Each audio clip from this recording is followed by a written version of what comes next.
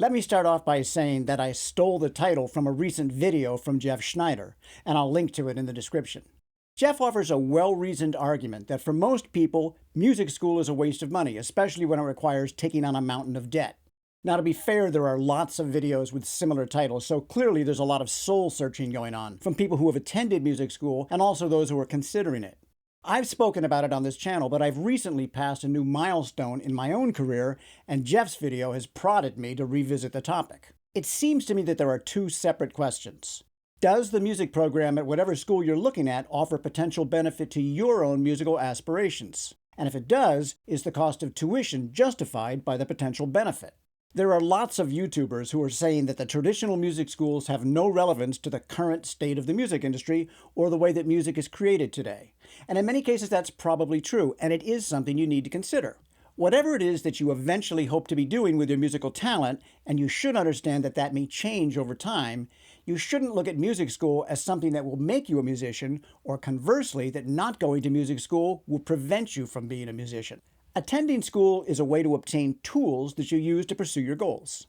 It's not the only way, but when we're talking about long-standing and, let's say, traditional musical tradition, music school may be the most expedient path, and I'll talk more about that.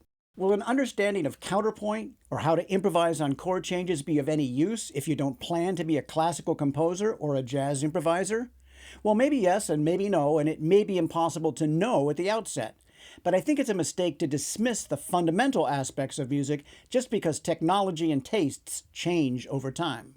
When it comes to calculating the cost of tuition versus the value of the educational experience, which goes beyond what's taught in classes and ensembles, well, that's a lot harder to determine. And it's the central question that we're considering. But I don't want to confuse that with whether there's anything useful to be gleaned from attending music school, because for some people, there absolutely is. Now, in case it's not obvious, a few years have passed since I was a student at the Berklee College of Music in Boston. It's hard to think all the way back to those days, and it's impossible to know the direct cause and effect that the experience had on the progression of my career, which includes being a full-time player and also, and eventually, a full-time university professor. The musical landscape is much different for a young person today, and the thoughts of people who are closer in age might have more direct relevance to someone who's pondering the question, and there are plenty of them on YouTube. My thoughts are based not only on my own trajectory, but also on the experiences of thousands of students who I've worked with over several decades. Hearing about the experiences of others may help us choose the correct path for ourselves, even as we face an ever-changing landscape. After attending Berklee, I moved from Boston to San Francisco. Now, I didn't know anybody in that town, but I started cold calling and I wound up playing in a few rehearsal bands. As I got to know local musicians, a few gigs started to come my way, notably bands that marched up and down the San Francisco hills leading Chinese funeral processions. It's funny to think back on, but at that time, having a midday gig that paid union scale was like gold. Financially, I was just scraping by, but I had a major advantage in that my parents had saved enough money to pay for my undergrad education, so I didn't have any student loans. Now, that's a central issue in the question of whether music school is worth it, and a lot of people aren't so fortunate to be able to attend school without borrowing. It's a common theme among those who speak in favor of music schools that they were able to do it without starting their careers burdened by crushing debt. Now still, another side of that coin is that I ultimately made enough money as a musician that I was able to do the same thing for my own kids. I've described the moment when my son publicly thanked me at his wedding for giving him and his sister a better life than they could have reasonably expected as the offspring of a jazz musician. Jeff suggests that tuition money might better be spent on gaining life experience by moving to a new city or traveling. Uprooting myself as I did expanded my horizons, and it provided an impetus to get out there and hustle since nobody was going to call me otherwise. If I had made that move after high school rather than college, I would have arrived with less knowledge, ability, and emotional maturity, and that surely would have impacted the reception I received. My years in San Francisco gave me my first experience with the kinds of gigs I'd be earning money with throughout my career.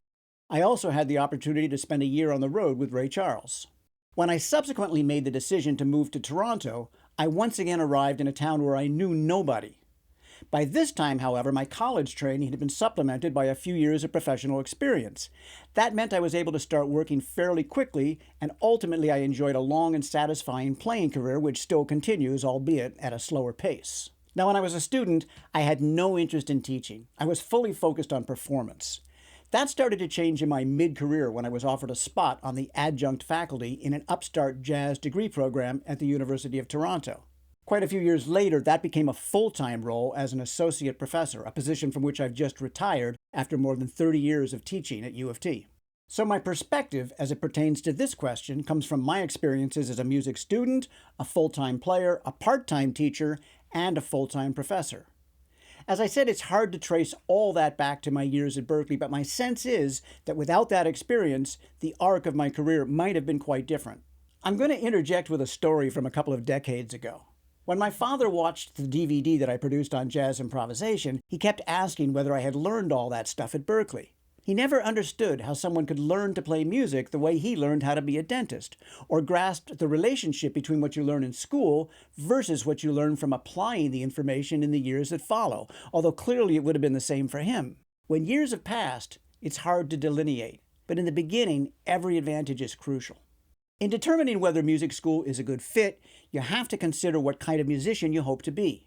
Somebody who aspires to be a pop star or a singer-songwriter has different goals than somebody like me who describes himself as a working musician, and that's something I talked about in this video. Still, I don't think any musician can go wrong with education, and that's setting aside for a moment the cost. In weighing the question of whether music school is actually worth the money, Jeff's scenario is premised on a tuition of $80,000 a year. He proposes ways in which that money could be better spent, some practical and others comical, like buying 14 identical cars. $80,000 may not be the most expensive music school, but it's definitely near the top. Now, with the availability of scholarships, I wonder who's actually paying this much money unless there are substantial financial assets available. But if the question is whether one should borrow $320,000 to earn a bachelor's degree in music, well, I fully agree that that would be insane. A good music education can be had for a lot less than that. But if you wind up with even $20,000 or $40,000 owing, well, that's still a big chunk when you're scrambling to find an occasional $50 gig. Now, this is not an ironclad argument because music school could make the difference between launching a successful career and flaming out early. If you want something bad enough, you have to be willing to invest time and maybe even borrow money in the hopes of getting it, the way many businesses do.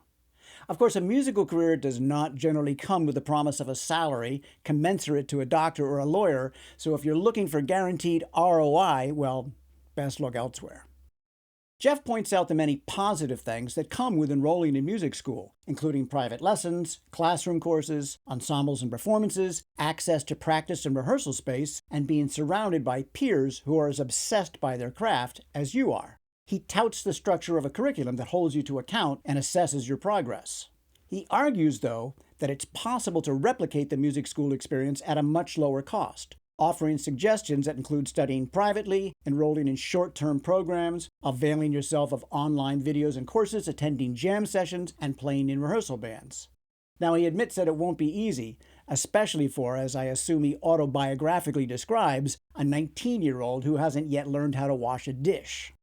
I think that for most students, it'll be next to impossible to design and stick to a program of self-study that approaches what you get in music school. Once you pony up the tuition, you're committed, and you're faced with an array of opportunities and responsibility. You're assigned teachers and classes and ensembles, and you'll be held to account if you don't keep up. Now, not many people have the discipline or even the opportunity to do all that on their own. Now, I'll say here that not every student takes full advantage of the experience, going beyond the required elements of the curriculum. That includes things like jamming and picking the brains of your professors to gain additional knowledge or insight, which they are happy to share. I honestly remember very little of what was taught to me in my Berklee classes. I do, however, remember the jam sessions that happened every night without fail and the personal relationship that I had with my private teachers. The most often mentioned benefit of music school is being among like-minded peers where everyone is working towards common goals. That provides motivation while you're there, and it builds a network of contacts and colleagues for the future. Now, it may be possible to build that network outside of school, but it likely won't be as extensive or tight-knit, especially considering that many of the best young aspiring musicians are in school, so you could find yourself on the outskirts. Often, lifetime relationships are forged among classmates. Now, that wasn't the case for me because I didn't stay in the town where I went to school. But many of my professional colleagues in Toronto went through school together, which at that time was Humber College, which still offers an active music program. That's a fraternity of people who start and rise up through the ranks together. Looking downstream, I've watched generations of young musicians transition from student to professional to colleague. It's rare that I'm on a gig without ex-students in the band, and sometimes I can't even remember if they were students, which I suppose might suggest that my retirement is timely. Jeff suggests that a downside to attending music school is that students exist in a bubble where everything is laid out for them, while those who jump into the real world learn how to hustle and network and get gigs, which he says are not taught in school. Well, music school graduates learn these things too, even if they're postponed. You can't stay in school forever, although some of my doctoral students had a good go at it. If you attend a school where the teachers are active players, you'll get that kind of practical advice, especially in the private lessons. Now, this is a good case for choosing a school where there's a vibrant music scene outside the academic perimeters. A major career boost can come from a recommendation from a teacher who's a significant presence in the local community. Now, there's an ironic aspect of music school that may make it seem like you're not getting your money's worth, and that's the sheer abundance of information. With every teacher trying to cram pedagogy into your head, well, it's common to feel overwhelmed. You may have a sense that a lot of it is going over your head, and it probably is. The thing is, though, when you're inundated with information, you have no choice but to become a sponge, and in that state, you absorb more than you may realize. Decades after graduation, you may just be coming to terms with some of what you were taught at college. Music school is just a brief but intense period in a lifetime of learning, and it provides you with a lifetime's worth of material to sort through, even as you're learning the lessons that only come with getting out there and doing it. Now, let's keep in mind that there are things you learn in school regardless of what you study. Things like time management, how to prioritize your tasks, and how to comport yourself as a responsible adult. We all make mistakes as young people, and it's better to take your licks as a student before you do harm to your professional reputation. In the main, school teaches you how to learn, and that's a skill that you'll use throughout your life. Now we come to the subject of a degree, which Jeff asserts is worthless unless you plan to stay in academia. Well, it's true that nobody checks your diploma when they hire you for a gig. But the credential is good for life, and you can't know what the future has in store. There's a very real possibility that one day you'll look back and say that earning that piece of paper was the smartest move you ever made. Okay, now it's time for full disclosure. I stopped short of completing my degree at Berkeley because I left to go on the road, which was pretty common among my classmates.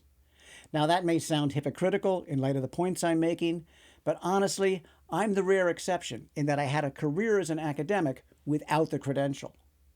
But as I said, my university gig came later in my life after I had amassed a resume of professional and pedagogical work. By the time I applied for the full-time position at U of T, I'd worked as an adjunct for nearly 20 years, and I was very involved in the development of the program. I'd published 6 books and presented hundreds of clinics and masterclasses. When I met with the dean to discuss my application, he told me that I might still be denied tenure by a committee. But he also felt that professional accomplishments can be considered as a substitute in some circumstances. In my case, the committee did let me through the gate after a 5-year probationary process, but it would have been a lot less fraught if I'd had the degree.